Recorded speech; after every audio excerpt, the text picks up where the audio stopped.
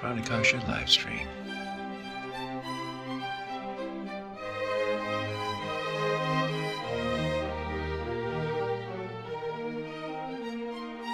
Hey folks, it's Matt of Pranakasha Productions, and today we are talking with Sara Maraffino, a beautiful, talented, extremely skillful actress, producer, and also a stunt person too, right?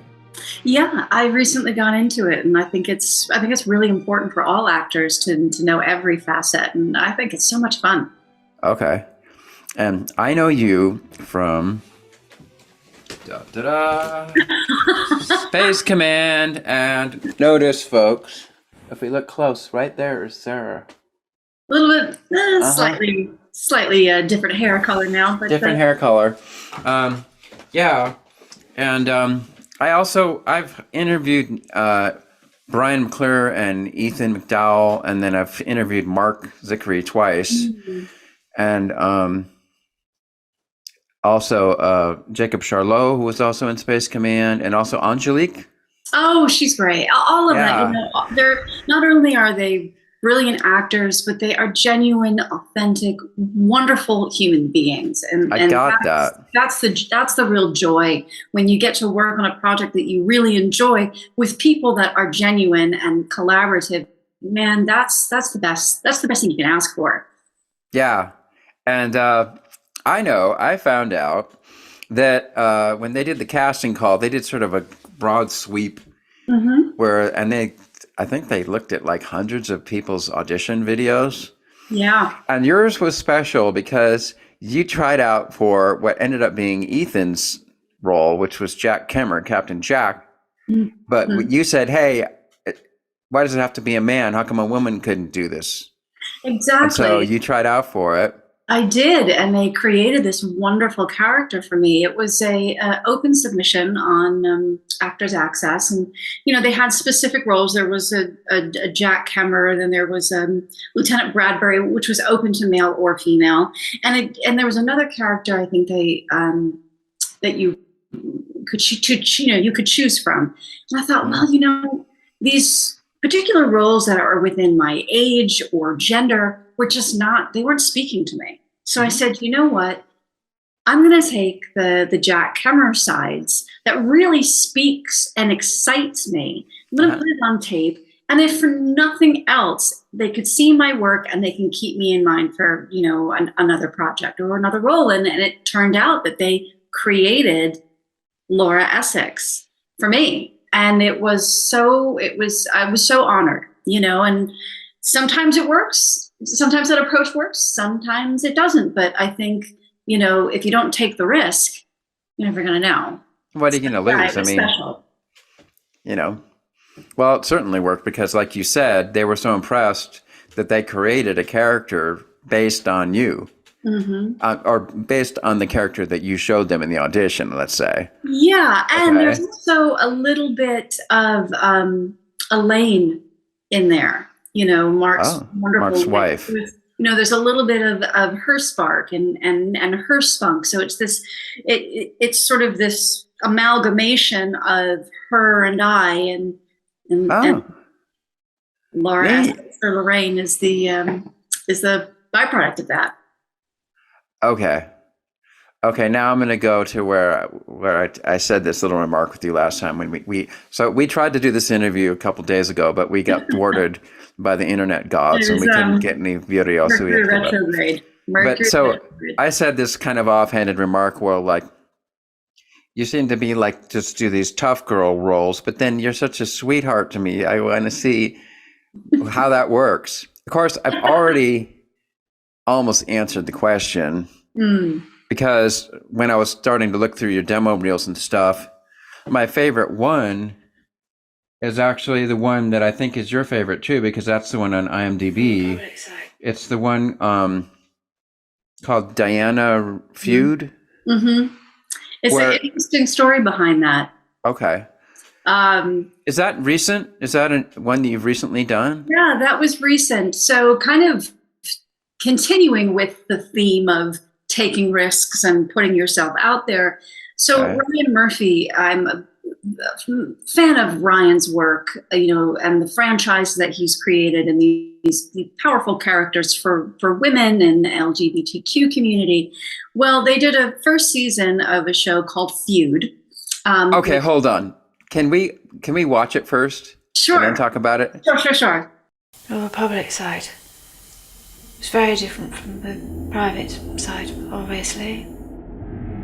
And publicly, they wanted a fairy princess who would come in and touch them, everything would turn to gold, and all of their problems would be forgotten. I don't want to be here. I just need to know that you're here for me, and that you want to be with me, and that we're doing this together, and I'm not alone. What they didn't realise is that the individual was crucifying herself on the inside because she didn't feel that she was good enough. I hated myself. I didn't think that I was good enough. I didn't think I was good enough for Charles. I was so depressed. I was actually cutting my wrists with razor blades. And I wanted to talk to Charles about something, and he said that I was crying wolf. Picked up a penknife that was on his dressing table. I just scratched myself on my chest and on my thighs, and there was a lot of blood. I'm trying to hurt myself, and you don't even care! You don't even care! There's a lot of blood. Had absolutely no reaction. I was so desperate. I knew what I needed. I needed somebody in my house who understood the anguish and the torment that was going on in my mind. It was just a desperate cry for help. My husband pushed me down and made me feel inadequate in so many ways, and every time I came up for air, he pushed me back down. Charles said that I was crying wolf, and I said I was so desperate. And he said, "You're always doing this. I'm not going to listen to this. You're always doing this to me." And he said he was going riding. "You're always on your bloody fucking ponies! And you tell me to grow up!" So I threw myself down the stairs, bearing in mind that I had a child. Queen comes out, absolutely horrified. I was shaking. She was so frightened. So I went to a doctor, and he said, "So how many times have you tried to get rid of yourself?" I said, "I don't know, 4, 5 times." He said, "How?" And I said, "Tried threats, glass, the lot." He said, "In 2 months' time, you'll be back to normal." Well, the problem is really with your husband.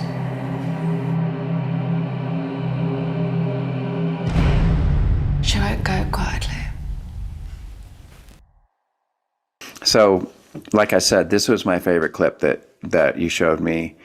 I think it's partly because the first time I saw you was in Space Command, and she was a warrior, very tough, and short hair and really self-assured, kind of like, I don't know if you watched the reboot of Battlestar Galactica when they had... Yeah, Katie Sackhoff. Oh, I love her. She's a very sweet woman. I had the pleasure to meet her once, and she's a real down to earth, sweet, genuine person. Well, if you ever watch her YouTube channel, she clowns around on that, and it's like, wow, it completely changed my view of her completely. Mm-hmm. So, and also she's a mom. Did you know that? She had a baby. I didn't know that. Oh, how old's the baby? I think now maybe like 6 months old or 9 months old. Oh, congratulations. Yeah. Her. Oh, that's wonderful. And she kind of had it late in life, because I think she's in her early 40s now. That's her first one. In the same age bracket. I think women having children later in life, I think is a beautiful thing where, you're secure in who you are, and you're able to, heal your wounds and help this little one. Yeah. Okay. Now we're getting off the track. Okay. So anyways, Katie Sackhoff was another tough girl, right?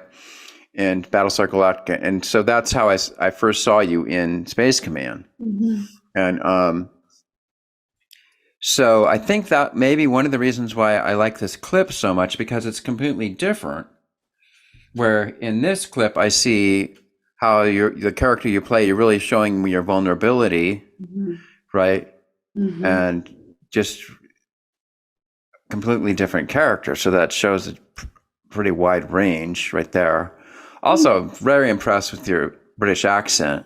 Thank you. So, did you work with the dialect coach to create that? No, I'm actually Really? married to a Brit. Oh, To spend some time there, and I have a very good ear for dialects and voices and impersonations, and so I can listen to something and pick it up pretty quickly. It's sort of, somebody can pick up music really well. I can pick up accents and wow. So it's all home baked. You didn't get any coaching at all, or maybe your No. husband coached you a little?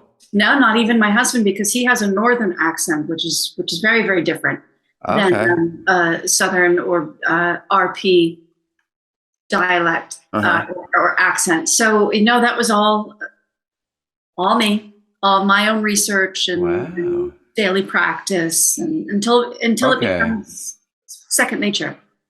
So, well, I'm getting off the track again, but so did you decide, okay, this is the accent I want, so then you made a study of it and you actually like watched clips and listened closely to the pronunciation and stuff, or did you just sort of magically do it?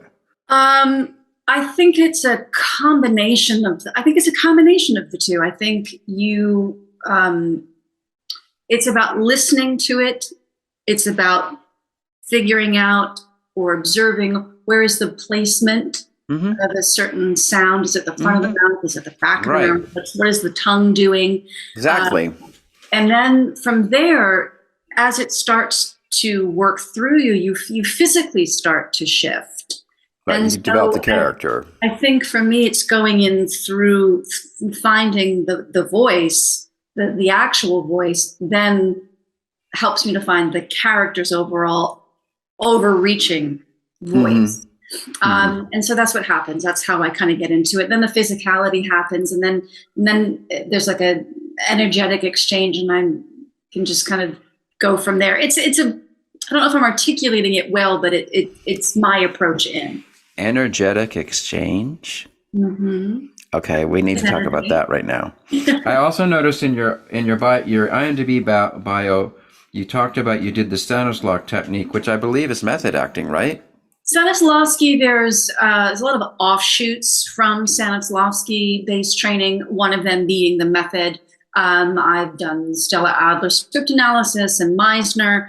Okay. And I think at a certain point, actors then use that as a launch pad, and then you kind of find your own way into it. You add to your toolbox. Okay. So that's the exchange of energy. So are you saying that in a sense you sort of conjure up a spirit? Is that what you're saying? I think I would say, well, certainly there are times when you're working on something. Another way that I will work into a character is through movement, and yes, you are conjuring in a way, but it's more about tuning into a frequency. If I want to listen to classic rock on the radio, I need to make sure I'm tuning into that frequency. So it's the same thing. It's tuning into their frequency. Okay, jumping to the end of your bio, you say, let's see here. I don't know how old this is either, but it's you talk about where was it? I usually don't put people this much on the spot. Okay, New Age metaphysical teachings. There it is, right there. Okay, so, and also mental health awareness. Of course, I would expect any actor to be into mental health and to psychological stuff, right? Because that's part of the fun of acting, is trying to explore all these aspects of yourself. Yeah. So, okay. So, but then, so, and I mean, here's I know. I know. Shiva. We got a lava lamp. We Yeah. got Krishna right here. Yeah. I got the Bhagavad Gita, and so on. Internet shirt yogi back there. Yes. So you're on the altar. I know. Might as well just throw in Godzilla right there, just for fun. I mean, in some corners, I think he could be considered a god and a powerful energy to look up to. Yeah. Okay. So I kind of know what you're talking about. That's why I zoomed in on it. Okay. So the frequency of a character. Okay. So do you find yourself when you're on set, do you stay in character in between takes, or do you just flip in and out between your true self and your character that you're playing? No, I carry that energy is still going. The energy of the character that I'm living and inhabiting and experiencing is still going on within me. But I can separate that. I'm not the type of actor that stays in character all the time. It may take me after certain scenes a little, a moment or two to ground and come back and be present. But generally speaking, no. When I'm not shooting, I'm me. Yeah, you. Well, okay. Yeah. So that's the next question. I had an acting teacher who used to yell at me for putting on all these different characters. And he said, forget about all that stuff. Just be the real you. And my answer would be, well, who is the real me? I mean, as far as I can tell, the real me is still just a bunch of characters that I developed from childhood, Mm-hmm. But he wouldn't buy that. He wouldn't go there. He'd just tell me how terrible I was. But I never let go of that one because that's the fun of acting, is trying to find out all this stuff, right? I kind of look at it like acting is revealing. That's all you're doing, is acting is revealing. And so, you do create different aspects of yourself. The person that you are when you are out on an audition or a business meeting or a sales call is very different than the person at home with their spouse or loved one, and or different than they are than with their family. It's still you, but it's just another side of you.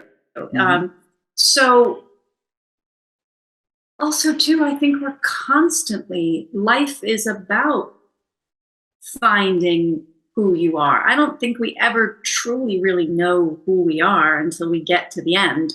And that's when it's like, okay, congratulations, you found the treasure. Now you can die. Well, that's who I was, folks. I think as you get older, you kind of just get to this point, you get more of a sense of abandon. We're like, well, take it or leave it. This is who I am. The mask slips. We start to worry less about how we're perceived and just sit more in who we authentically are, so that these masks that we wear, or these constraints that we have, they just kind of fall away because it just doesn't. We don't have time for it, So as you get older, you just drop the pretense and you allow yourself to be seen and accepted for who you are. And that takes that's real growth, that's real maturity. And I think, that's what we're all striving for, is just to be seen. Yeah. And you drop the mask, and then of course after that you can pick them up again. But then you're just playing with them. You don't actually believe in them like you were trying to force yourself to believe in before. It's it's a costume, Yeah. That's cool. Okay. So back to this character. So I'm super impressed right off the bat with the other thing is, like, I have a dialect coach and we go through, and the things that you were saying is the exact same things that he says. I mean, we go through these things like, of course, this guy knows every single accent on the planet. And he's like a linguist so too. envious of people that can do that. I'm fascinated by language, and I know. So he knows, like, for such and such an accent, it's got to be in the back of the throat and right up here. And then for us so and whatever, it should kind of be right here in your nose. And then you pronounce your R's like this and your T's like that. Or, you know, he knows it all. It's all completely become scientific, yet he can rattle them off and they're super good. Oh, yeah. So I'm impressed that you were able to do that exact same type of analysis all by yourself without having a coach that would show you that. Thank you. I've always been like that. Even as a child, I was always, I was a huge, still I'm a big fan of old Hollywood, the golden age of Hollywood. But I would, oftentimes, if there was a moment that pulled me in, I would press pause. Okay. And I would just go slow motion, and I would just focus in on what are their lips doing? What's their head doing? What's their shoulders doing? It was little things like that. And then I started to watch people, how they would walk, and I would sort of mock that. And then when you get into that movement pattern, then it's not so hard to get into the voice. But I'm the type of person I love to observe.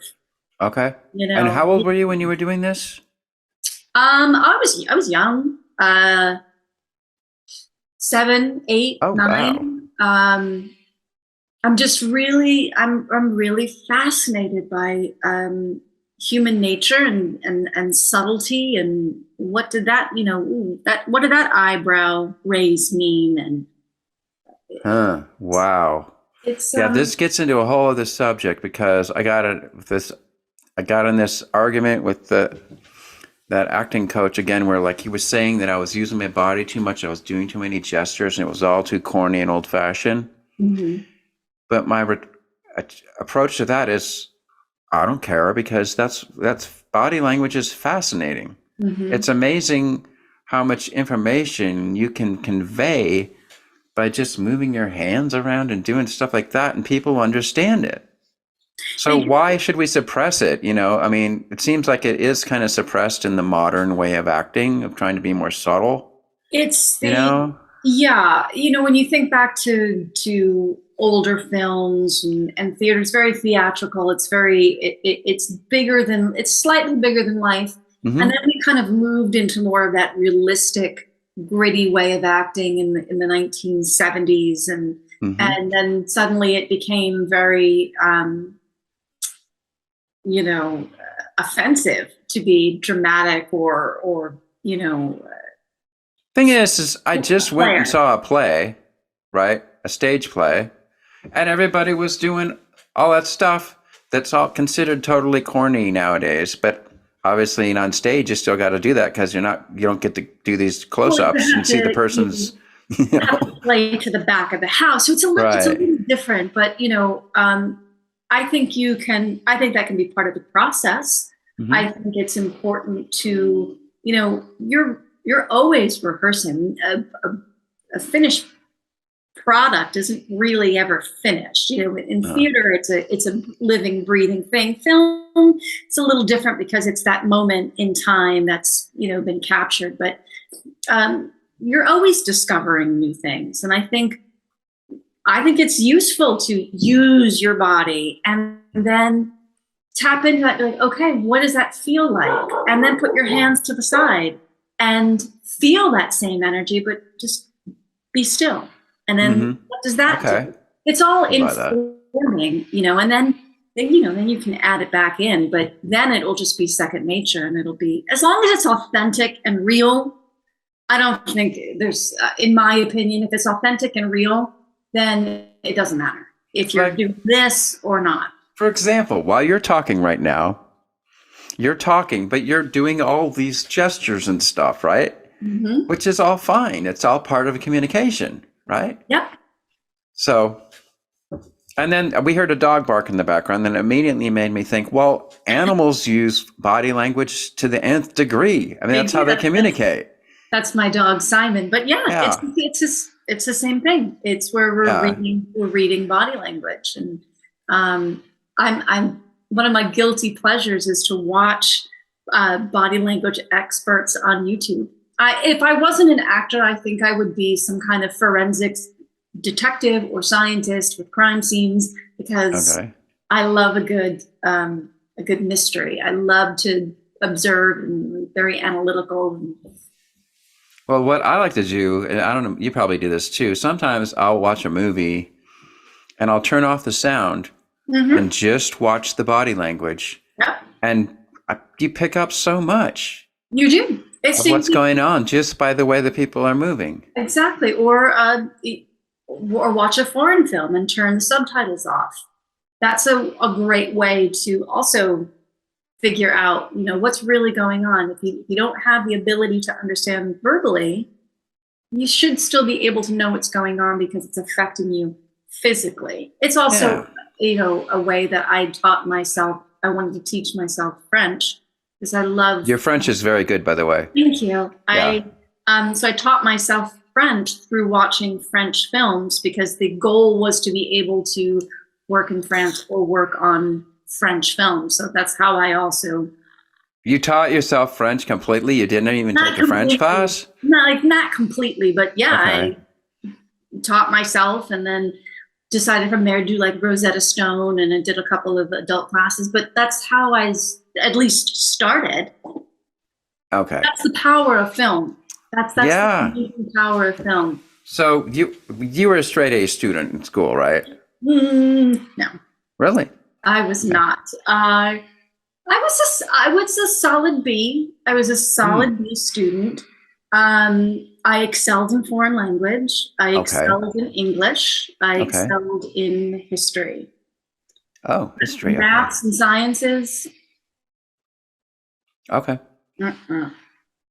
Also, too, I'm the type of person where if it doesn't interest me, I'll do the bare minimum. But if I'm really interested in something, then I'm hyper focused. I'm intensely interested in finding everything out. And then, do you sing too? I do not. Well, I sing for my own pleasure, but I'm not a singer. Although this year I had a milestone birthday, and I said, what are some things that I've always been afraid to do, and let me do it. So one of those things is I've always been afraid to sing or to be heard singing. So I thought, let me go to a voice coach. Let me find a voice coach. So that's what I'm researching voice coaches to, one, help me to get over that fear. Two, to help me as an actor. This is my one of the main forms of communication. Talk about body language. But also, too, when you sing, there's something very healing about that. When you raise your voice in song, it can be a very religious experience. A healing experience.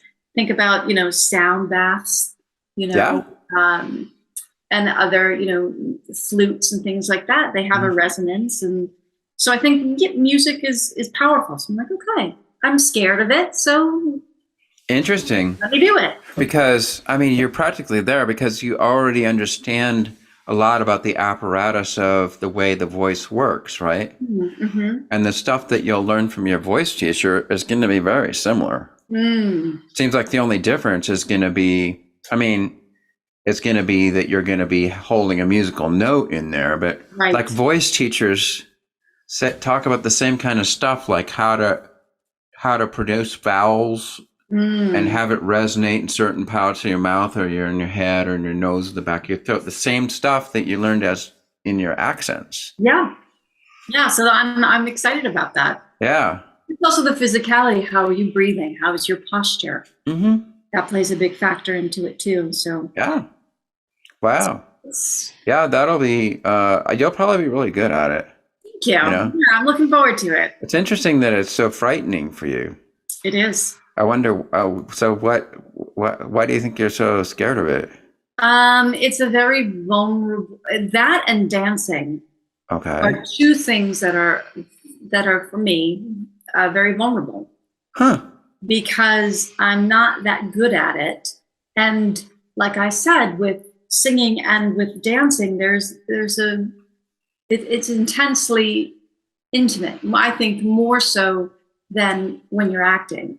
When you're acting, you can do monologues and things like that, but generally speaking, it's you in relationship to something. When you're dancing or when you're singing, you kind of go into, at least in my experience, you go into a different space, and it's almost like you can shut everybody out. That it becomes a confession almost. Okay. So it's a different animal. It's a different beast. It's for me. It's very vulnerable and frightening. Do you remember anything like in your childhood that like might have shut you down from expressing yourself like that? Oh, sure. Yeah. Okay. My sister was a beautiful dancer. I mean, she was a prodigy. I mean, as a ballerina, she could lift her foot all the way up on point and just be straight as a line. She's brilliant. And then there was me, kind of awkward, kind of weird, and so, families kind of playfully rib. And so I think, I got, self-conscious, and I don't think I have a horrible voice, but again, it's different. It's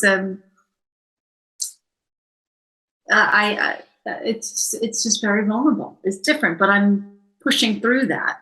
Interesting. You know what happened? What? When I kind of coaxed you back into your childhood, then your New York accent started to come out. I started to hear the horrible and all that. And before that, I was thinking, wow, she doesn't really even have a New York accent anymore. That's fascinating. Yeah. But that was because we kind of conjured up some old spirits. Yeah. It is funny when it does come back and I go, oh gosh. Oh yeah, here it comes. I'm starting to hear it. That's okay. It's just I'm just observing. Okay. I love it. No, I think it's great. I think it's great. There are a couple of times where I'll say orange, Florida. Orange, horrible, and then people will go, oh God, I just heard it. What part of New York did you grow up in? Rockland. So Rockland, Westchester. So just right outside the city. Yeah, because I've been working on a fake Bronx accent, like this, It's like, hey. Mouth pattern to it. Yeah. Certain mouth pattern to it. Think of chewing on something that's very gooey and it feels like it's kind of gets stuck. Yeah, it gets stuck right there. Like my father told me I was an idiot when I was a kid. So it's very long. It's fascinating, but of course, when I do it, I have to become obnoxious and I have to spit out all my words, I have to become this sort of it's all a process. Fake character that I think a Bronx person is, You play the idea. Yeah. And then as you kind of sit into it more and you refine it, and then it becomes real. But sometimes you have to exaggerate it to be able to bring it down. It's very easy to dial something down. It's very difficult to dial something up. Okay. It's challenging. Yeah. Okay. Whew.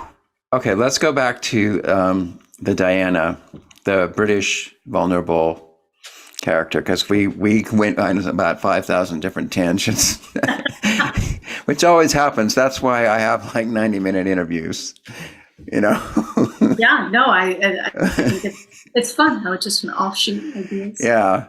So, how long have you guys been married, for one thing?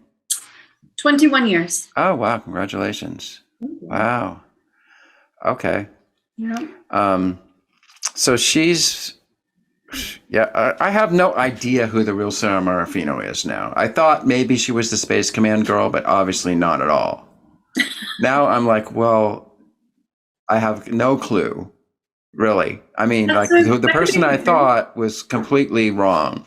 Mm. You know? What was that? What was that? Well, you know, kind of tough, bitchy girl, you know, with a chip on her shoulder. And you're nothing like that. I mean, Well, you call that up, obviously, as needed, but that's not what you're really expressing as your, quote, real self, as far as I can tell. No, I mean, every character that you play is in some way, shape, or form a part of you or a reflection of you. It doesn't necessarily mean to be that it's a direct reflection, but there is something familiar in some it. thread, right? So there are aspects of myself in Captain Essex. Mm-hmm. And as there is with Diana. So I'm just accessing a different part, Mm-hmm. you know, but it's not where I live. Well, there was the other character, the medieval character. Mm-hmm. What was her name? Yuva, there's a where I play like a witch. Yeah. Oh, she was a witch. Okay, I didn't get that. Mm-hmm. Well, whatever. She was obviously a powerful woman. Mm-hmm. You know, and she tells this guy, she warns him, don't kiss me, don't fall in love with me, you'll regret it. And then he does it anyways, you know. But she's like, so. Mm-hmm. So that, I mean, to me, that's the tough girl again. It's yes. Yeah. It's the public, well, I shouldn't say really public, but it's a mask, it's a protection to keep the real vulnerability or the softer aspects of myself safe, or a character's safe. You know, when you think about when you see these characters, and we'll take the character that you just talked about, you know, she's imposing, frightening, strong, but the reason behind that is because this person has seen heartbreak and this person has seen and experienced loss and pain. And I think to avoid feeling that again, you put on you put up a wall. Right. And I think that's, a protective thing. So okay. I think most people do that. I think we all do that. Okay. You know. Let's show her for a sec. So let's show that clip that I'm talking about. Only fools fail to see what they have. And I am a fool, since I have led a life without love. Better to live than be dead. It's better to feel and die. Why?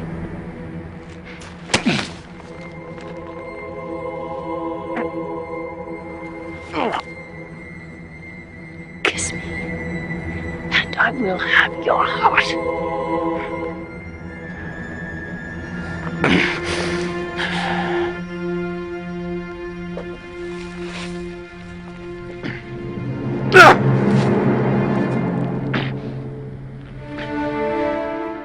So she was tough. Mm-hmm. And elsewhere in the movie, does she show her vulnerable side?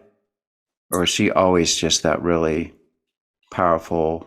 No, there's a couple of moments in the film. There's a few that show the vulnerability. And the last scene really shows, you really see that self, that sacrifice, that here's somebody that's learned how to truly love, and they've allowed themselves to be seen and vulnerable, and it releases them in more ways than one. Okay. Of course, now you said you just had a milestone birthday. So how old did you become that day? I will let everybody guess. But I had a milestone birthday. I either look amazing for my age or I look awful for my age. Well, I think what you said was when we were talking about Katie Sackhoff, and I said that she's in her early 40s and having a baby, you kind of clicked on that. So I'm going to say because of that, that you recently turned 40. Correct. Okay, and you look amazing for 40. Thank Congratulations. You. Thank you. I can't. And also you have, not only do you look that way, but you have that youthful vitality. Thank you. Right, that shines through. I forget that I'm 40 years old. I still think I'm, I mean, you could still play the part of a 19-year-old. You really could. Thank you. Thank you. I think I'm a little too old, but you never know. No, I don't. No way. I mean, you could do it. Like you could play Romeo and Juliet for sure. You could be Juliet for sure. And she's supposed to be 16. Juliet's is a fun character. Okay, now I just blew myself off the track. My mind blanked. Oh shoot, what were we talking about? I am very close to getting my AARP card, which I actually did get a magazine, AARP magazine. You have to be 55 to get that. Apparently, they sent it out a little early, which is fine. I love a good discount on things. I love couponing, and if I can get a discount anywhere, I'll be happy to do that. Okay, now I remember why I brought this up. So now that you're mature, you're 40-something, let's say. So now you're able to express, like right now, you're able to be vulnerable and show your true loving self, right? But when you were 20 or 30, were you able to do that? Or were you more this tough? No.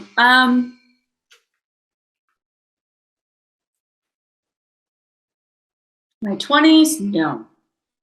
30s, I began to, right? So in astrology, there's something called your Saturn return. I know about it. Around like your end of 20s. So one of my best friends is an astrologer.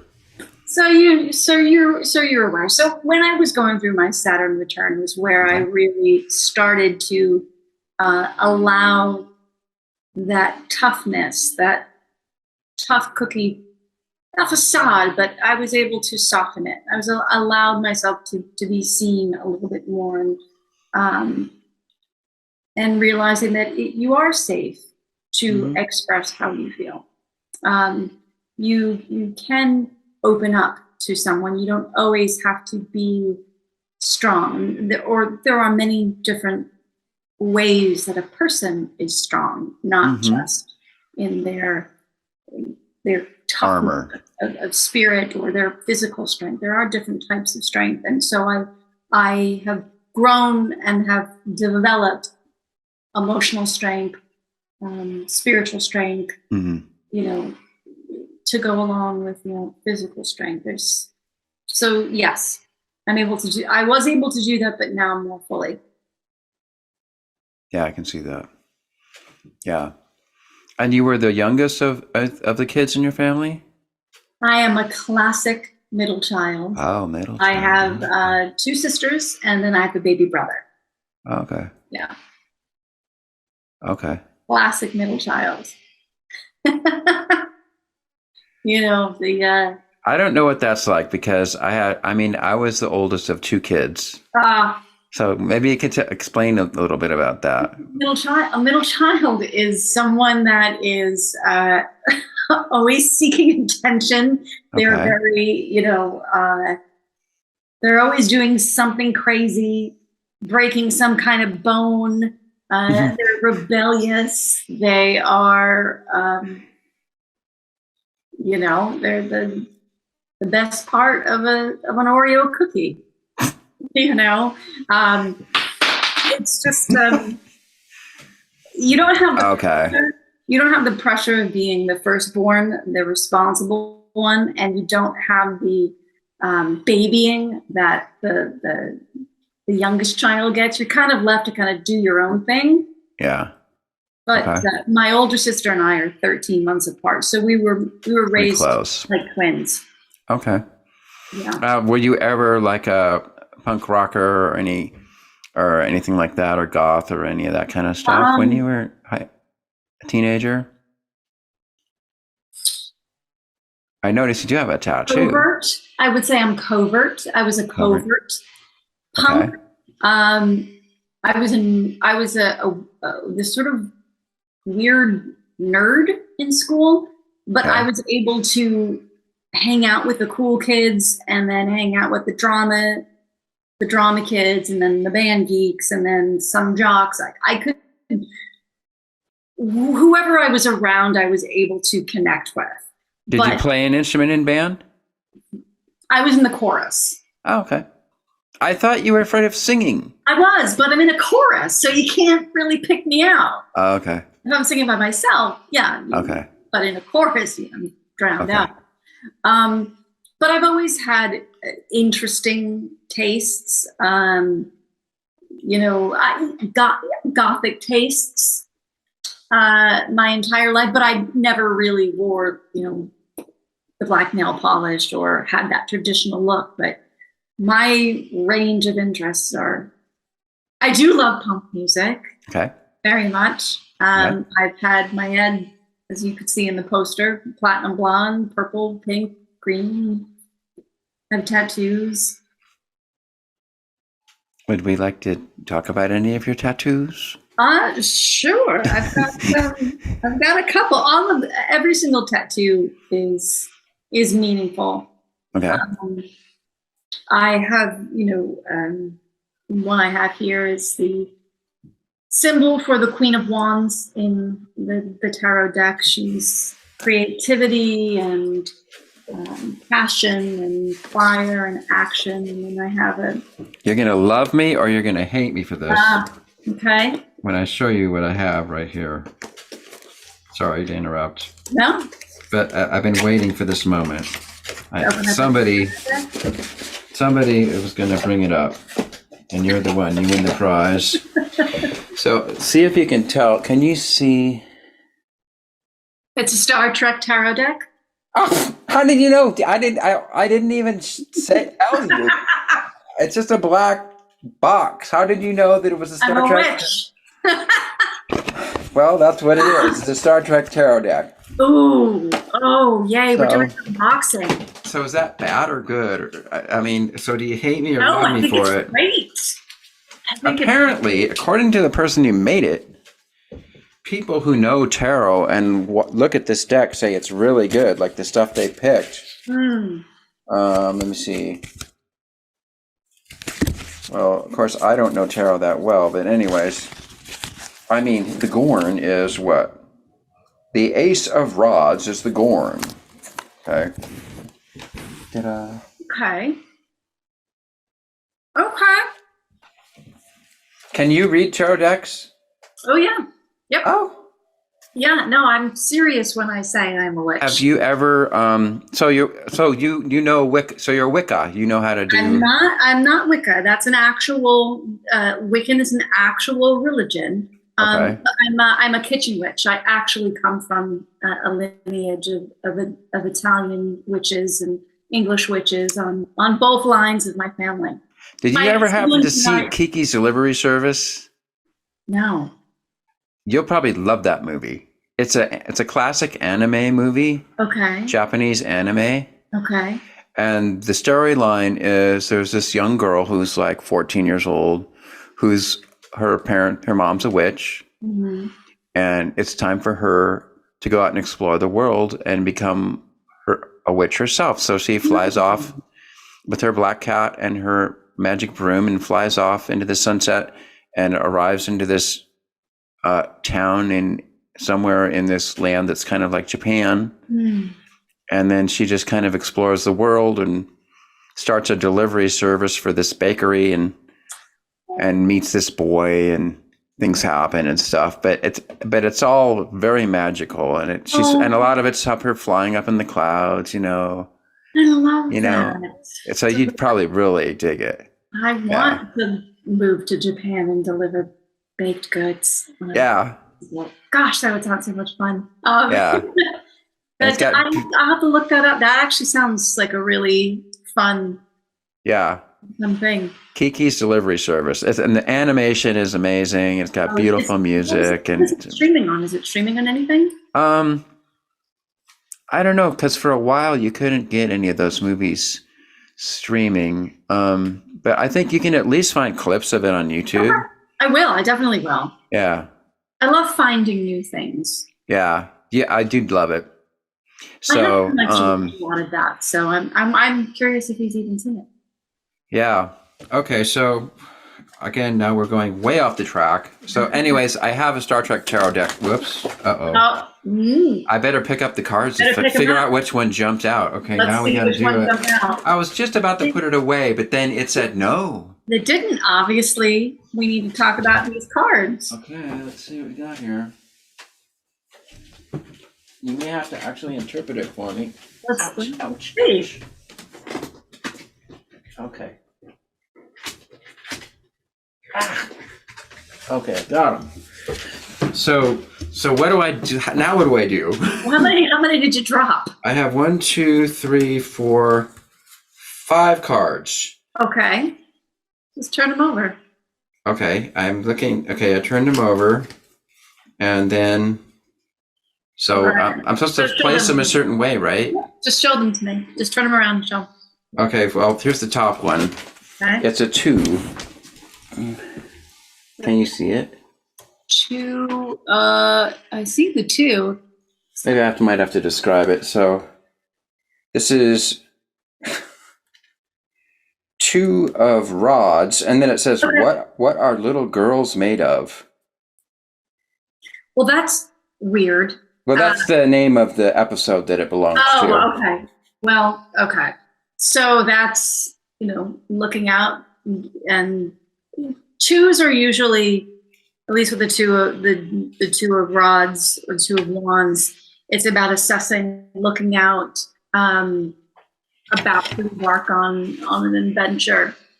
Okay, and it's a dual thing. Like it shows, basically, what's in this scene is, on one side in this episode, you have like Captain Kirk, and on the other side, you have this sort of android thing. And what happens is the thing spins, and once it's done spinning, you have Captain Kirk, and you have this android that looks exactly like him.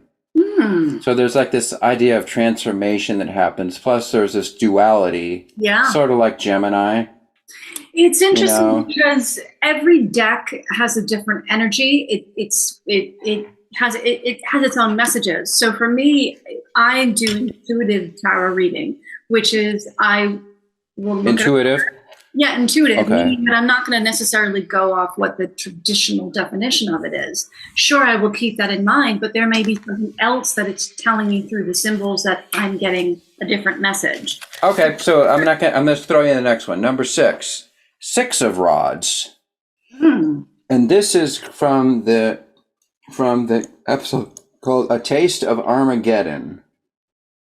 Okay. 6 of rods. Okay, can I do this right? Okay, there's the camera. I like that image. It's usually like a victory, coming back, of winning a battle. Okay, so that's that. Let's just throw them all out here. Now I have 3 of rods. Wow, we're getting a lot of rods. It's because it's a brand new deck. You just opened it. They were in order, and I just happened to. So we got all from that part. We didn't even shuffle it. Okay. Okay, this is An Errand of Mercy. This is the episode where it's the Organians. Now these are, I don't know how much you know about Star Trek, but the Organians in this episode, they were like these very peaceful, am I getting this right? Yeah, I think that's the one. Very peaceful meat culture that seem to be really backwards and have no technology and everything. And the Klingons and the Federation were wanting to go to war with each other, and each side was trying to convince them to be part of them. And then it turned out these actually were very extremely powerful beings. And at the end of the episode, when the Klingons and the Federation were about to shoot each other all to hell, these guys jumped in and snapped their fingers and made it so nobody's weapons could do anything anymore. So that's who these guys are, if I got it right. So that's the, what are these? The 3 of rods, okay. Okay, then we got the 4 of rods. Okay, what's this? The 5. Oh, yeah. So we got 2, 3, 4, 5, and 6 of rods. Mhm. Okay, well, that's because that part of the deck. Well, let's see him. Let's see him. Okay, so the 4 of rods, this dude. Ooh. So what this is from Omega Glory, which was this really weird episode at the end, especially because this guy is a Yang who's like this. He's sort of a doofus, actually, kind of like a caveman type of a guy. Okay. And at one point he goes like, "Freedom? You spoke the sacred word." And then suddenly you see the American flag, and they come out and recite the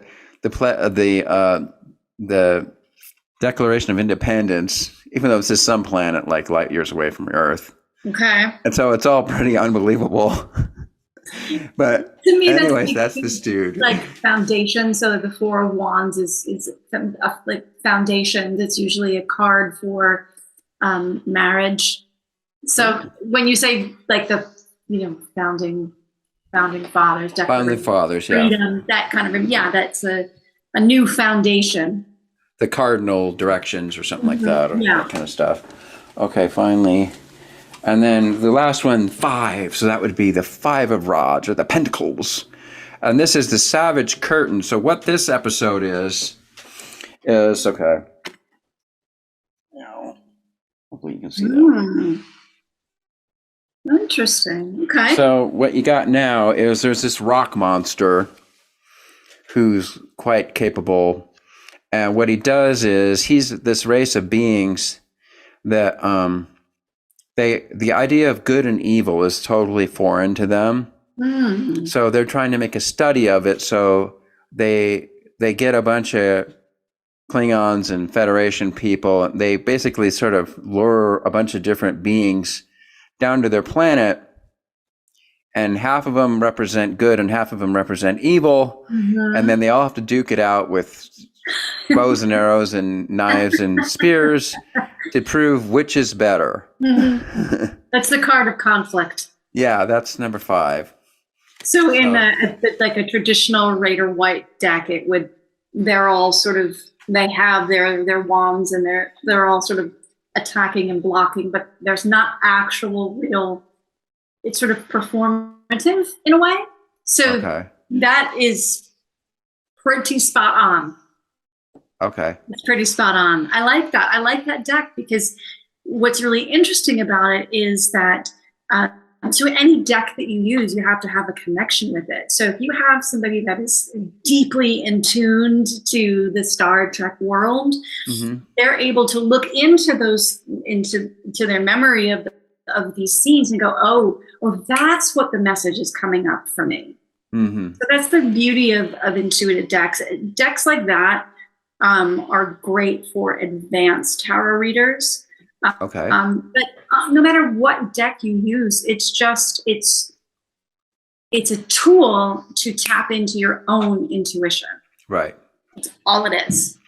Okay. So have you ever done like a past life reading with anybody? Have you ever done anything like that?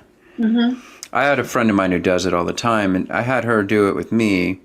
Also, I was just doing some normal therapy at the same time too. And but I found it really healing.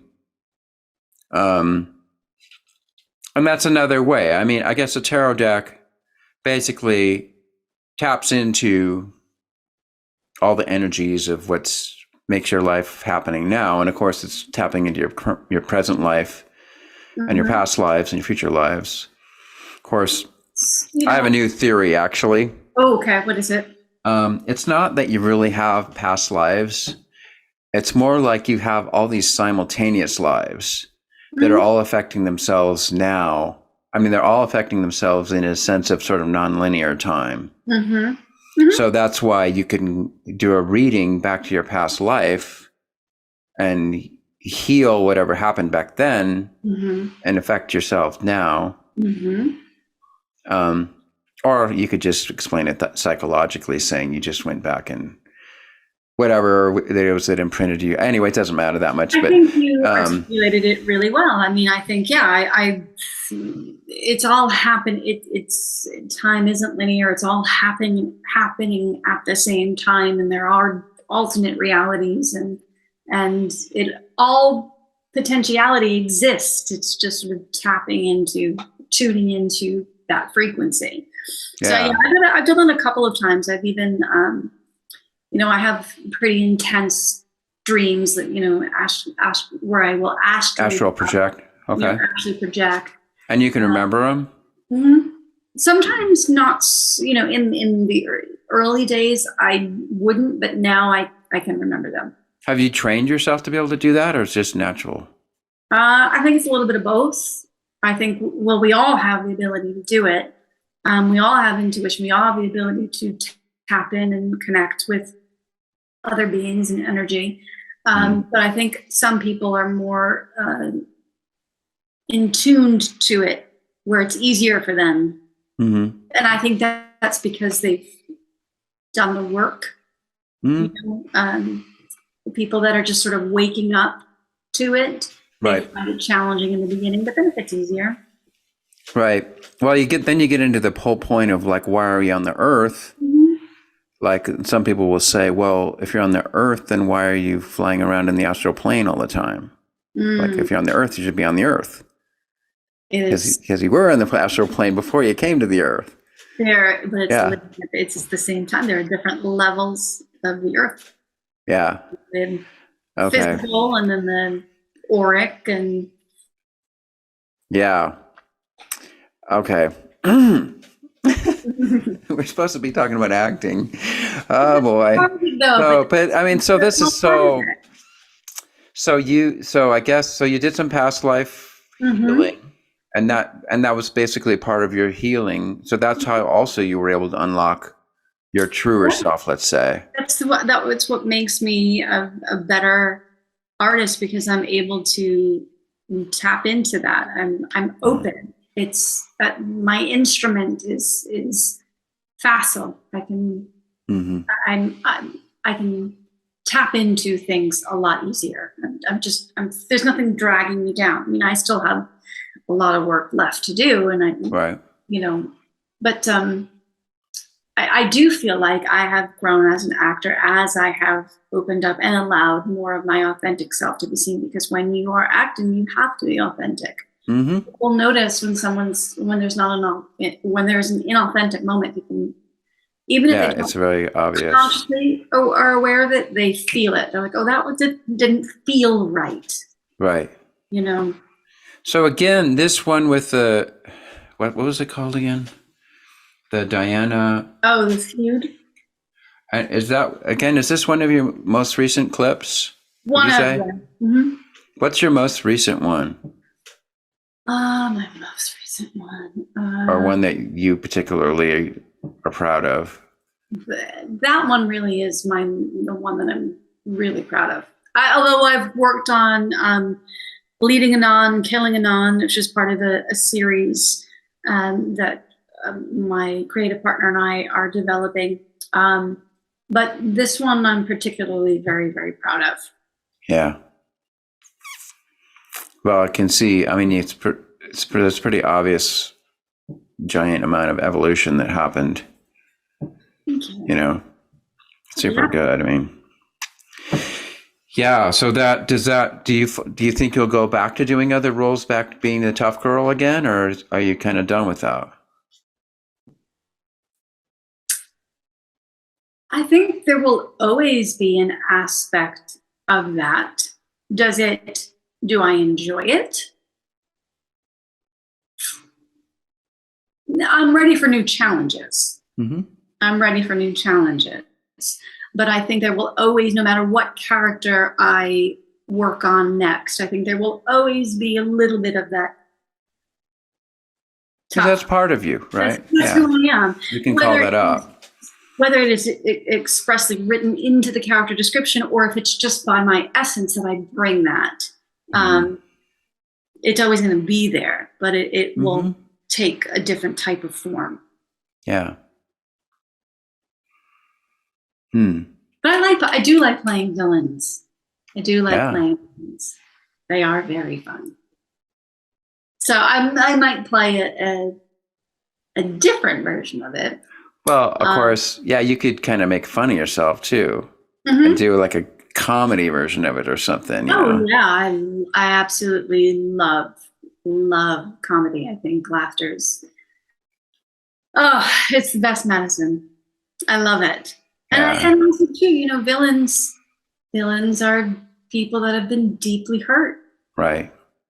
So when you find the humanity in that, Yeah. Okay. Which I don't know. How well do you know Ethan McDowell? Do you know him very well? not very, very well, but I worked with him and have known him for a number of years, and he's the most American pie, down to earth, honest guy. Downhole, hunky guy. But surprisingly, he seems to get mostly villains when it seems like he'd like be the perfect Captain America. Which is so strange to me because he's just so. But that's the beauty of acting, is that you can be bad. Yeah. It's fun. It's a lot of fun, and because he is so imposing. I mean, he has an imposing stature. He's tall, he's muscular.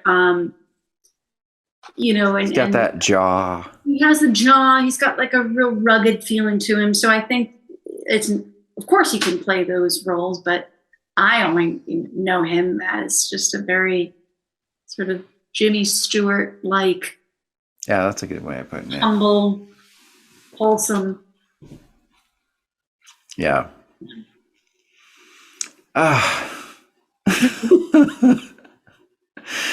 Oh boy. Okay. I got to do another brain reset here. Okay. So that, let's show that clip where you're speaking French. Can we do that one? Sure. Okay, here we go. 3, 2, 1. Catherine Thompson. Lieu et date de naissance. Londres, Louis 14 septembre. Look, we can skip the basics, don't you think? Ok. Qu'est-ce qui vous a finalement convaincu de vendre? Ça faisait 7 ans. J'avais besoin d'un changement.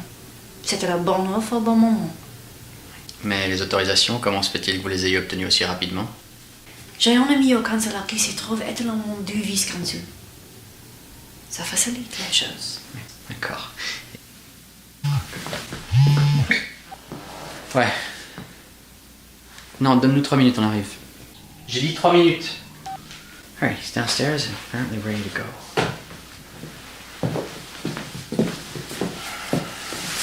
Just keep it simple. I will.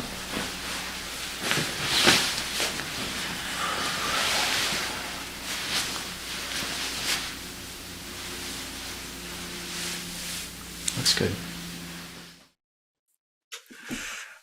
Okay, so I'm assuming this is like sort of a spy movie or something where you both also speak very perfect English, but in this scene you're rehearsing to be a French agent or something like that. Is that true? Yes. It's two spies.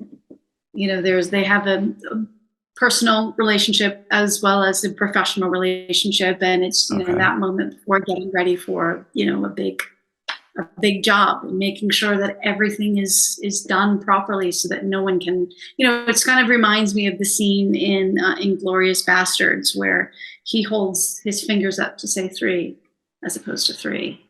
And that's what is the undoing. So it's just making sure that they're going over everything so they don't have a similar moment. Okay.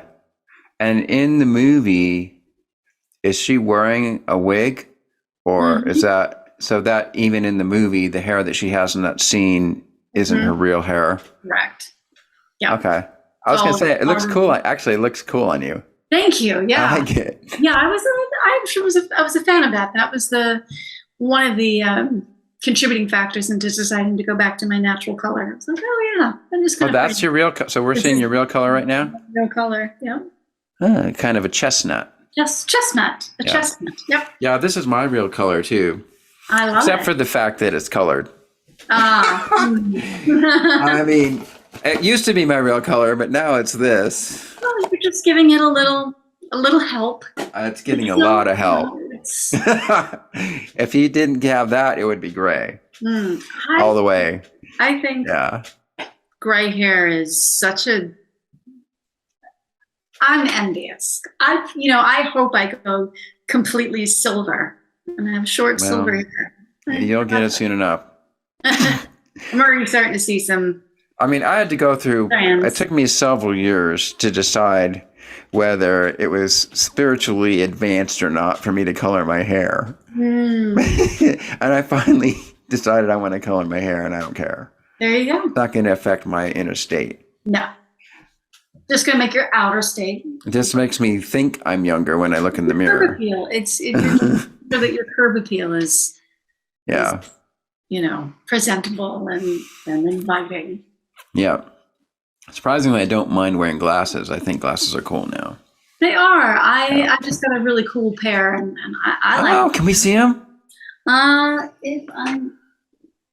Yes, you can.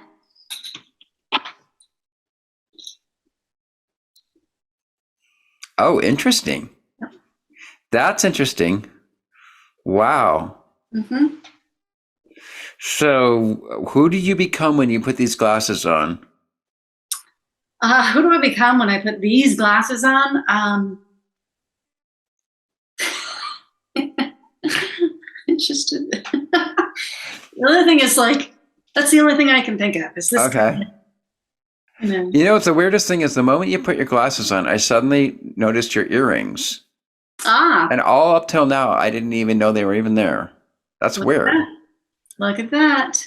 Huh. These remind me of the very first pair of glasses I ever had. Oh, really? And I loved them. And there's just something so playful and, there's an English cartoon, and it was played over here for a little bit, called Danger Mouse. Okay. And the hero's little sidekick was named Penfold, and he has little round glasses. And so I kind of feel like that, kind of cute sidekick. Okay, we just hit a new subject. Notice how this one little prop called glasses completely transformed you and launched you into like a completely different character. Yeah. A different aspect, yeah. Yeah. Now that's interesting. Mm-hmm. Like, I don't know if you probably saw that movie with about Charlie Chaplin with Robert Downey Jr. Did you ever see that one? A very, very, very long time ago. There was a scene where he goes into the costume room, and then this hat sort of magically makes its way on top of his head, and he starts playing with it and some of the other props, and then that's how he becomes Charlie Chaplin. Mm-hmm. But yeah, that's another way into a character. I mean, there are people that have iconic pieces that you see and you just think, oh yeah, immediately that's. I think of Samuel L. Jackson. I think of his backward Kangol hat. There's just certain pieces, different characters. They're synonymous with an item or a particular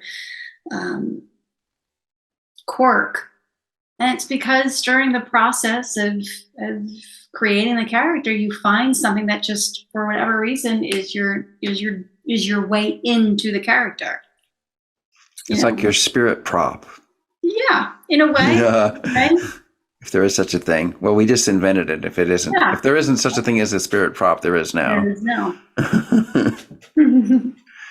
Okay. So besides the glasses, do you have another particular spirit prop? I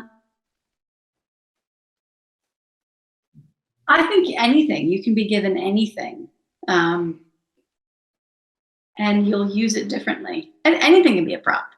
I mean, in the old days, it was like the cool guys always had to have a cigarette. Yeah, it's the cigarette or your a drink or a pipe. Pardon me.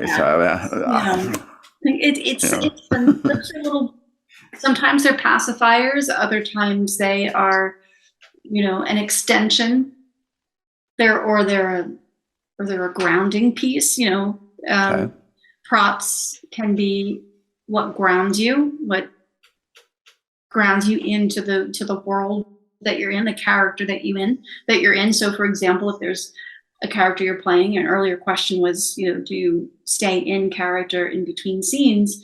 The answer is no, I don't. But a way to get back into the world of the character is sometimes to have that prop where it's like, okay, and now I'm connecting back to who this person is through the glasses or through, a ring that they have. Okay, that just brought up another thing. So what I'm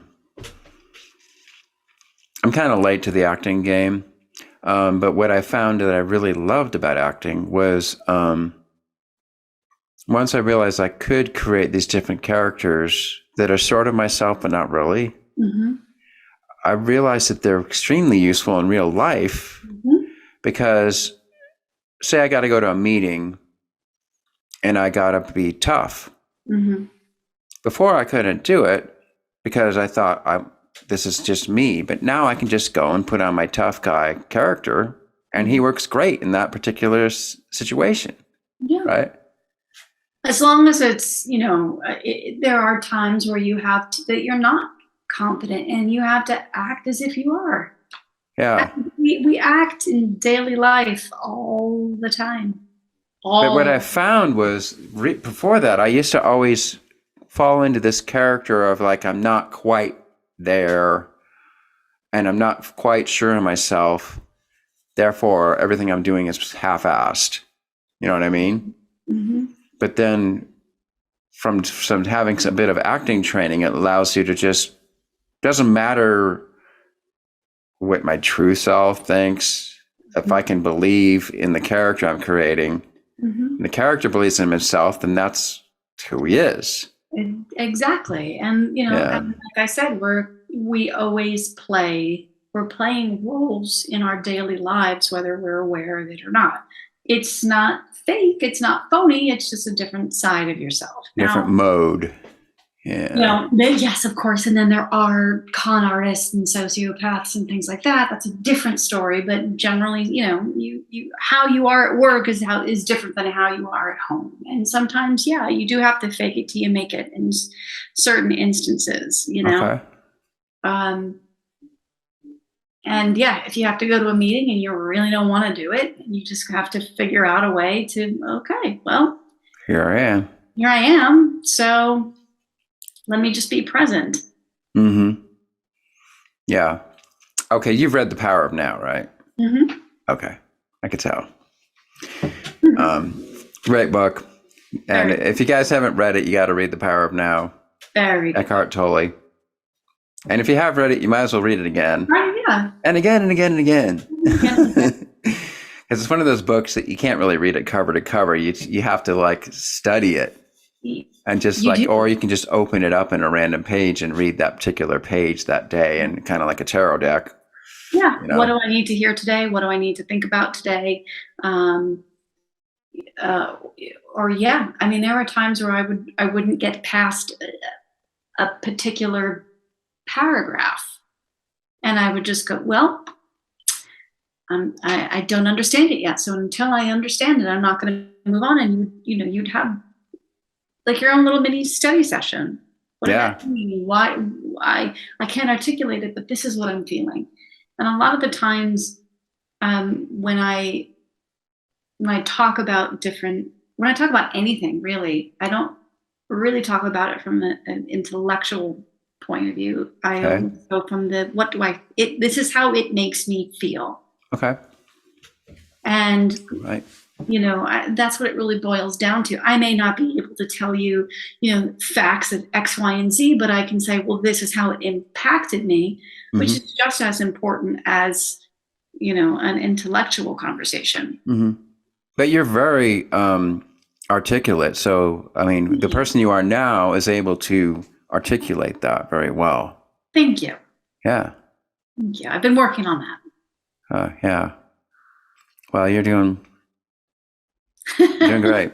Doing A. Wow. So, it's Eckhart Tolle then. So he talked, when he talks about when people go into their pain body, Mm-hmm. that thing. How would you describe what happens to you when you get into that?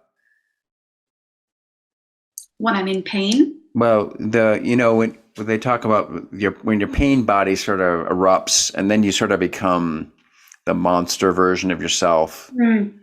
That's basically just complaining, and it's like very, you're not in presence. You're just in your reactionary type of thing. What do I do when I'm there? Yeah. Well, like some people will become angry and they'll be full of rage, or other people will become extremely depressed, or some people will be full of fear. Everybody has sort of their own version of that animalistic reaction when they get triggered, in other words. Mm. Yeah. Rage. Ooh. Okay. Mm-hmm. Does that come up very much anymore? It does. Less frequently than it used to, and I now use it differently. So now if something is triggering me and I'm feeling rage, it's the red light, it's the stop sign to stop. Okay. And assess. Why is that true? Why are you having that response? And it could be, I have the worst road rage. Oh, really? Road rage.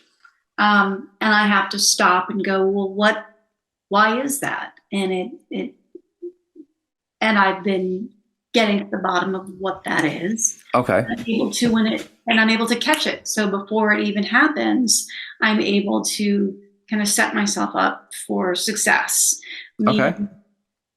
If I know this particular road is notoriously jammed packed, well, then I'll mentally prepare myself beforehand, and maybe I'll take a different route, or I remind myself that how other people respond has nothing to do with me. It's the road here, So it does help.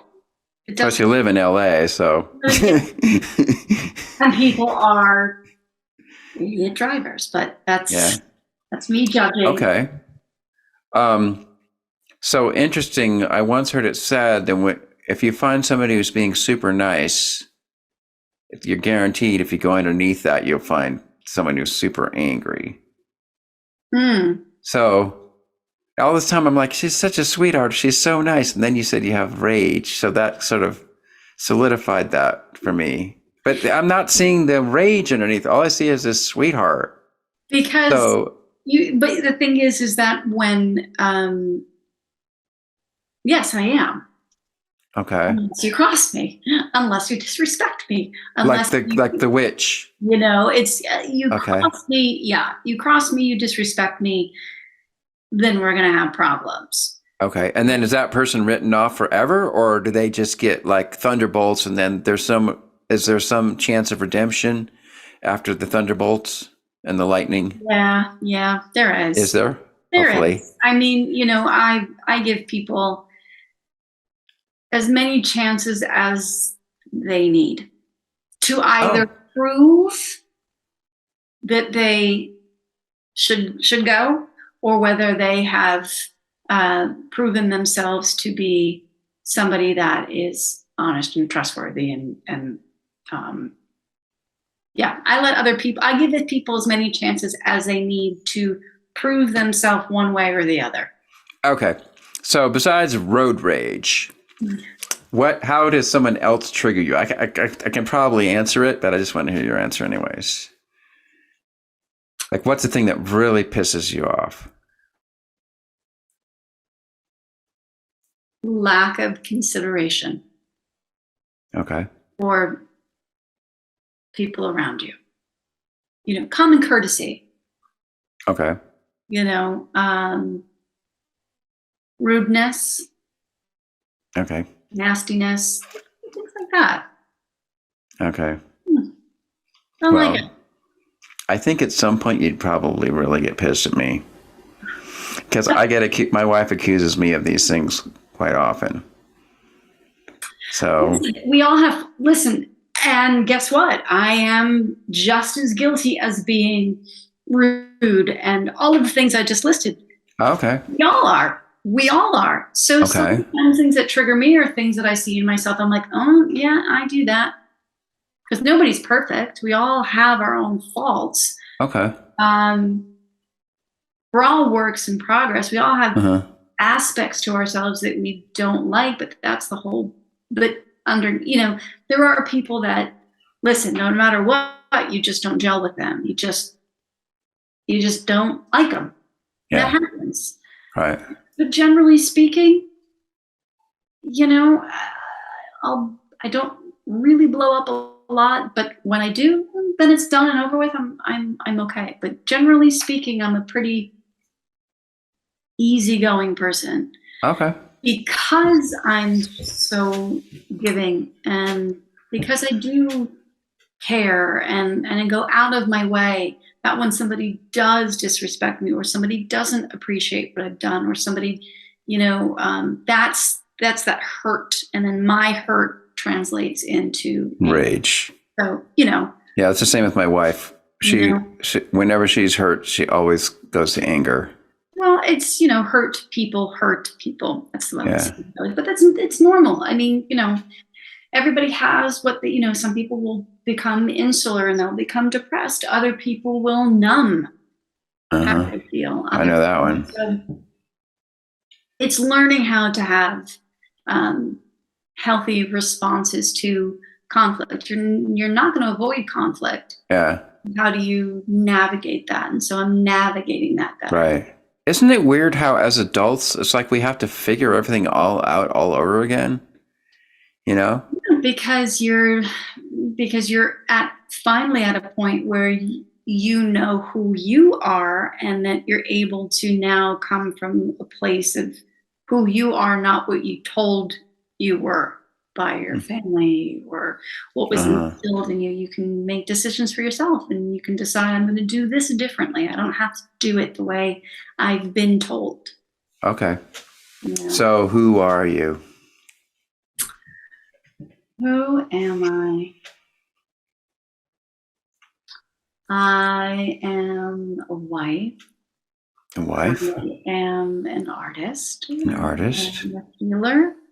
A healer? Yeah. Oh, great. What was that? It didn't come through. Goofball. Goofball. Okay. Goofball. I'm a good person. Okay. Who has faults and is just trying to. So how do you heal people? Through the work that I do, whether it is doing Reiki energy healing or whether. Okay. Ooh. Okay. Cool. A comedy, making somebody laugh, or space command that's inspiring somebody. That is adding to healing. It's a different kind of healing, but it's giving people permission to dream and feel, and that is healing. So when you're in the process of healing, do you feel love for that person or for yourself, or is that the source of your healing? Is it a sense of love? Yeah, of course. Like when you're creating a film, it's coming from a place of love. You're creating this for someone. And so that is an act of love and an act of service. Okay. Now you're talking the 5 love languages, right? No, yeah. Okay. So yeah, no matter. It's interesting. I caught you on that sort of, because somehow there's something uncomfortable about love for you.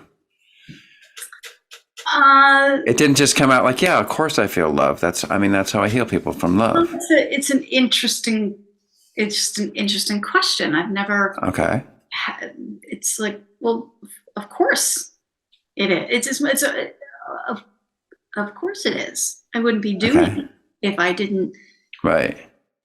If that's not what it was about, if I'm doing it for my own selfish reasons, it's going to backfire. It's going to really backfire. But if you're doing it because you genuinely love helping people or giving something to somebody that makes them feel better or inspires them or gives them an escape from something, that's an act of love. Right. I love to do that. I love to make people laugh. Love it. Absolutely love it. Okay. Now we're talking again. There's nothing like that. That is the best feeling in the world. Oh. And so, that's how I help heal. Like they say, laughter is the best medicine. Or okay. if somebody's dealing with a difficult time in their life and they can see something that I've worked on and it gives them hope, or they see themselves and they can see at the end of the, at the credits that character is A-okay and they've worked through it and it makes them go, wow, I can do the same thing. Well, then that's how I've helped. Yeah. That's my bit. That's what I'm doing. Wow. Yeah. Well, okay, back to the Eckhart Tolle. Now, notice we've gone for like an hour and a half. And we're just getting into it. So we got to wrap it up pretty quick. But so Eckhart Tolle, I mean, his big thing is finding presence, right? And then also another way to put it is finding silence, right? But my own experience, which is actually not very unusual, is that once you find presence or silence, the next thing you discover in that space is love. Or another way to put it is what usually comes out of that silence is a sense of love, for your fellow human being and just for everything, yourself and others. And then from there, that naturally makes you want to help people or heal people in some way, right? And then it just kind of blossoms out of whatever talents you have. Like for you, it's the tarot card deck or the Reiki or making people laugh, right? Yeah. For some, it might be a painter, a painting. That for another person, it could be a piece of, for you, it could be a piece of music. It's, others could be, a more traditional, they're a doctor and they're coming up with different, therapeutic measures. Everybody has their own gift. And it's just about finding what yours is and showing up with that as much as you can, and to share that as much as you can with people. For some, it's, for a chef, the way that they are showing love is by cooking a delicious meal. It's an act of love, it's finding how you and the individual can do that in a way that also feeds you, because you can't, you always have to make sure that you're refilling your own cup up so that you're never being drained. So it's got to be, and also too, that's part of it. It's reciprocal, it's a reciprocal love. You put love into something, you put it out, somebody feels that, then they bring it back to you by, in the traditional sense of if you're an actor or a musician, you do this, it's a labor of love. The audience sees it, they love it, and then they show love to you and they want you to keep creating. And so it's back and forth. Yeah. A giving and receiving, giving and receiving, giving and receiving. Yep. Wow. All right. So how are we going to end? How are we going to wrap this up? How do we wrap it up? I don't know. I think that was a pretty nice note to end on. Yeah. Okay. So it's all about love. All you need is love. All you need is love. Da, da, da, da. Give. Yeah. Be a giver. Give as an artist. Don't be selfish. You have to give in order to get. Yeah. And actually, I mean, there's some gems in Christianity, and one of them is it's better to give than to receive. Yeah. Because when you're really given, when you're really in that space, you almost don't even care what you're going to get back, because you're almost enraptured in this space of what you're creating, right? Yeah, it's its own reward. Yeah. And I think, that's a real shift that people need to, that they're waking up and making that shift. Yeah. And I think that's promising. Yeah. We're more aware of that. Yeah. It's amazing. Well, also, I have this thing. We're supposed to be wrapping up, but I promise it won't be too bad of a tangent. But I also have this thing that we have this sense of love, right? That's our spirit, right? And that's where we come from. We come from the silence and from the love. We also have this amazing supercomputer called the human brain, which can do amazing things. It can, yeah. And like really amazing stuff. You just have to figure out a way to get out of its way, really, and to point it in the right direction, or point it in a direction that you want it to go, and then keep it from fighting itself and just get it sort of harmonize itself, like you were talking about, creating a certain frequency or whatever. Get all the noise to sort of go in the same direction, so that, and then suddenly it can like perform these amazing miracles, of music or art or whatever, all by itself almost. And we only use just a little fraction of it. That is mind-blowing to me. Yeah. If we truly had the ability to. Well, some people can. I mean, those people are called geniuses. Yep. Because they do these superhuman things, but really it's, from one perspective, it's like, well, they're a human being, and the human beings have this amazing ability to do this stuff that just they figured out how to do it. Yep. Yeah. Yep. Okay. On that note, so are you going to be in Space Command again? I hope so. There's the beauty of Space Command is that it bringing it back full circle to the beginning of our conversation, time is sort of existing at the same time. So, this takes place over many, many, many years. So, yeah. Right.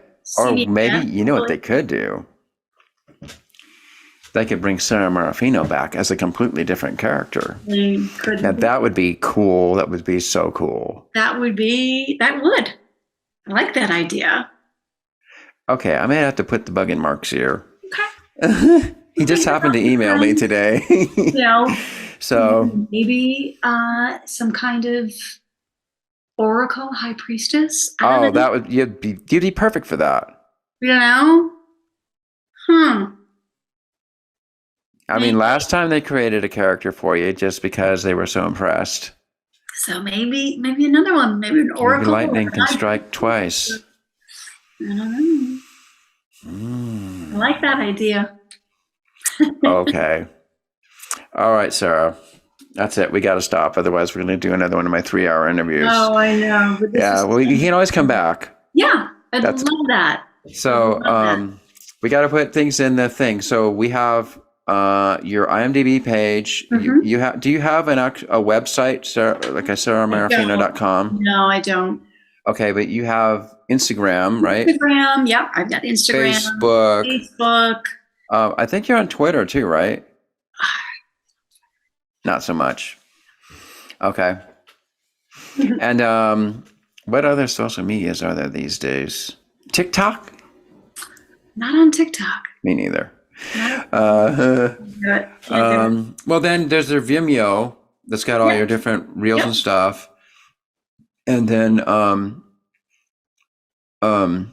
there any projects right now that you would like to especially promote? I'm just right now. I'm doing an improv show this Thursday called The Batting Cage. It's called The Batting Cages. Cool, improv. Theater, yeah. So it's improv, and I'm doing the Ground Leaders program. So. Okay, let's talk about that real fast. So is this one of those things where you just like pull something out of a hat and you just got to do it? or how does it work? We are doing, so with the improv, we're going to be doing a long form improv. So they're just going to throw out a place and a relationship and an object, and away you go. Oh, that sounds fun. It's fun. It's scary, but it's fun. It's a lot of fun. Some actors can do that. Others definitely cannot. It's definitely, comedy is one of those things where you have to have an ear for it. Like it's a comedy. It's a comedy improv. Yeah. Yeah. You really have to have an ear for comedy. When to allow there to be space, when to hold, when to respond. It's a music. Well, again, I mean, that's what I'm telling you. It blows my mind that you're not already a singer, because you have everything that it takes, right? That's what I'm going to work on. Yeah. Okay. Do they ever do, I know they do mystery sort of improv things. Do they ever do like dramatic improvs where you got to just come up with a dramatic story off the top of your head? I mean, usually with improv shows, no, it's comedy. Okay. But I do use improv a lot when I'm rehearsing theater or TV or film. I'll use that in the rehearsal process, to improv. And this is the scene. Okay, now I'm going to use my own words, improv it. Or if there's a scene that is talked about, but you don't see it in the course of the runtime, well, then you can improv what that might have been like. And these days, since they don't use film anymore, everything's digital, it seems like directors would be more open to letting you freestyle certain scenes or lines just as alternate takes and stuff. Yeah. I don't know if that's that common or not, or seems like it should be. Television's a little bit different, but film, certainly you have more of that option. It really depends on the director, on how they work and what the time. Do they have time to, do an extra take or improv? But generally speaking, in the rehearsal process, in my own rehearsal process, that's what I do. Because what I've discovered, at least in the little projects I do, is when I let my actors freestyle it, it's very common that that's the take I use. Yeah, and that does happen. Yeah, because then it's really authentic. It's got a lot of way better performance. Yeah. And it hits, basically I just say, you just got to hit a couple of these points in the script. Go for it. Yeah. And I don't care if it's word for word or not. I just need to hit these points to move the story along. I just did a play called a comedy called Gaslight House, written by a brilliant, hilarious playwright named Howard Scora. And, in the rehearsal process, we improv scenes and completely rewrote the ending. So, it's a collaborative thing. So yeah, there is real room and benefit in improving. And then it's exciting too for the actors, because suddenly they get to be co-creators, Yeah, absolutely. So yeah. Absolutely. It's great. Okay, we got so much stuff to talk about. Yeah. But we're going to wrap it up right now. Okay, so you have an improv thing happening. Yep. Also, there is a new version of Space Command Episode 1 that's called the Silver Edition. I don't know if you've seen it. I have. Black and white. Beautiful. I love it. I like it in black and white. I think it really works well, black and white. I think it is that homage to the 50s and 60s, and it's got that kid. I think that's the key. I think so too. Make it black and white. Is lean. Here's the thing. Lean into it. Don't try to make. This is for anybody. If it's showing you that this is what it wants to be, or this is what it needs to be, get it out of the way and do it. It's going to show you what it needs to be. And in my opinion, they should all be the Silver Edition. Right. Well, in my opinion too. You want to know why? Because I'm the one who came up with the idea, and I'm the one who sent it to him. I said, Mark, you got to do this in black and white. It's like totally what the genre of the show is. You have to do it. and I got him to do it. Glad that you made that suggestion because it makes a huge difference. It really, really does. And it's unique when you do it that way. Now you're getting something, you're taking something that, sci-fi, there's so much, but when you can dial into it, that's just going to tweak it just this much.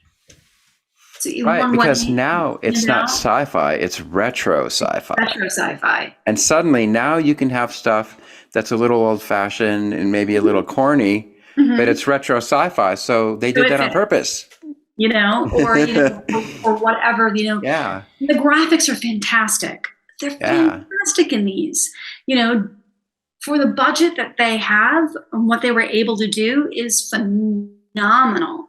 Yeah. Is it Marvel? No, it's not Marvel. It's its own thing. You can't compare it. So when you put it into the black and white, it just really encapsulates that whole energy. And now it's like, there's so much. I see so much more potential in it. Yeah. Just across the board of merchandising and all of that. I think it's perfect. Yeah, me too. Okay, now I got a new arrow in my thing. Sara Maraffino said she likes the black and white edition. Yes. Yep. Yeah. Okay. Well, you're such a sweetheart. I'm so glad we got to do this. Me too. It was a lot of fun. Oh boy. I don't want it to end, but we have to end it. We both have to go to bed. We will do it again another time. Okay, we will. Oh shoot, we never talk about Shakespeare. Darn it. The next time. That's why there'll be a next one. Because I noticed you did Shakespeare as part of your acting training. Yep. Okay, next time we're talking about that. Perfect. Okay, wrap it up. So I'm going to put a bunch of links in the description. I'm also going to put I'll probably just copy and paste your entire IMDb bio and stick it in there. Yeah. And then do you know Star Trek at all? Like, could you do this? Live long and prosper? Does that have meaning to you? Oh, there we go. Ooh, double. Double, live long and prosper. Yes. All right, Sara. Thank you. This was so much fun. I'm so glad we got to do this. Oh, me too. All right, till next time. All right.